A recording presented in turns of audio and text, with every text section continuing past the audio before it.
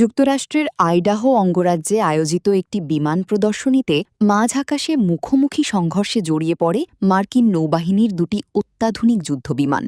রোববার mountain home air force বেসের কাছে অনুষ্ঠিত গান ফাইটার স্কাইজ এয়ার শো চলাকালে ঘটে এই চাঞ্চল্যকর দুর্ঘটনা। সংঘর্ষের মুহূর্তটি ছিল অত্যন্ত ভয়াবহ, তবে দ্রুত সিদ্ধান্ত ও পেশাদার দক্ষতার কারণেই বিমান দুটিতে থাকা ৪ জন ক্রু সদস্যই প্যারাশুট ব্যবহার করে নিরাপদে বেরিয়ে আসতে সক্ষম হন। মার্কিন সামরিক বাহিনী জানিয়েছে তারা বর্তমানে শঙ্কামুক্ত ও স্থিতিশীল অবস্থায় চিকিৎসাধীন রয়েছেন। দুর্ঘটনায় ক্ষতিগ্রস্ত বিমান দুটি ছিল EA-18G গ্রোলার মডেলের ইলেকট্রনিক অ্যাটাক জেট, যা মার্কিন নৌবাহিনীর অন্যতম আধুনিক যুদ্ধবিমান হিসেবে পরিচিত। প্রতিটি বিমানের আনুমানিক মূল্য প্রায় $৬,৭০,০০,০০০। সামাজিক যোগাযোগ মাধ্যমে ছড়িয়ে পড়া ভিডিওতে দেখা যায় সংঘর্ষের পরপরই আকাশে আগুনে জ্বলতে থাকে বিমান দুটি।